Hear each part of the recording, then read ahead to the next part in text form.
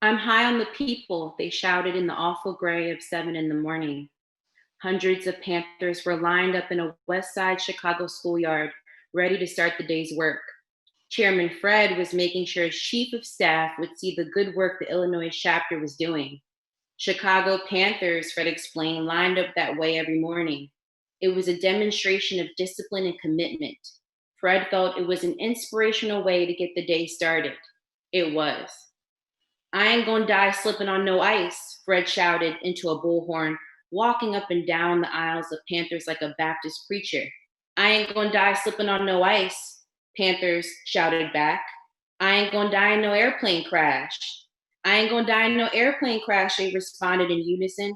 I'm gonna die for the people, the chairman continued, his fist high, the steam of his breath bursting into the bitter early morning cold.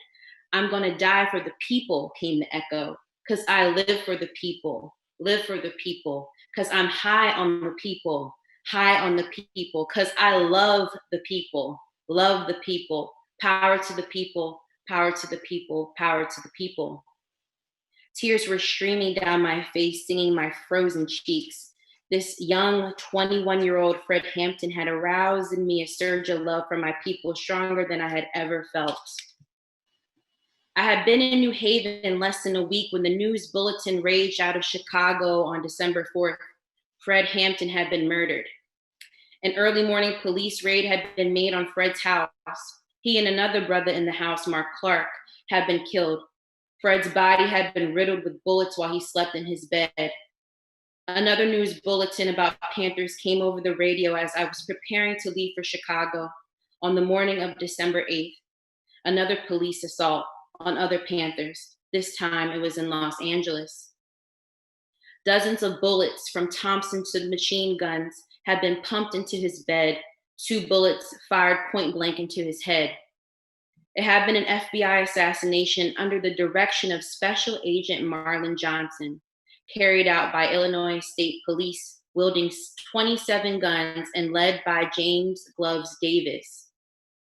Davis and his cohorts had blasted the entire cracker box of a house in the dark before dawn, wounding Brenda Harris, Satchel, and Verlena Brewer, and killing young Mark Clark in their determination to reach their real target.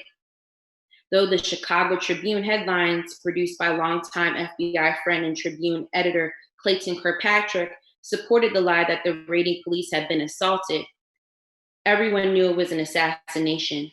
It was according to plan, to eliminate the rise of a messianic Black man in the person of Fred Hampton.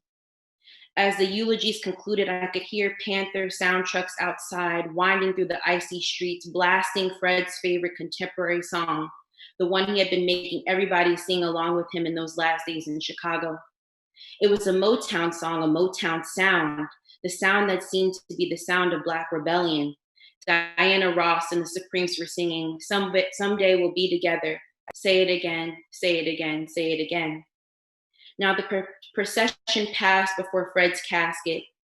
I watched thousands file by with raised fists to Fred, hundreds of members of the Peace Stone Nation, uniformed in red berets, pounding fists against their chests in homage to the nation. It occurred to me that it was the end of 1969. I wiped away my tears, the voice of Fred Hampton now filling me as it rang out in the church and beyond. I ain't gonna die slipping on no ice. I ain't gonna die in no airplane crash. I'm gonna die for the people, because I live for the people, because I love the people. Power to the people, power to the people.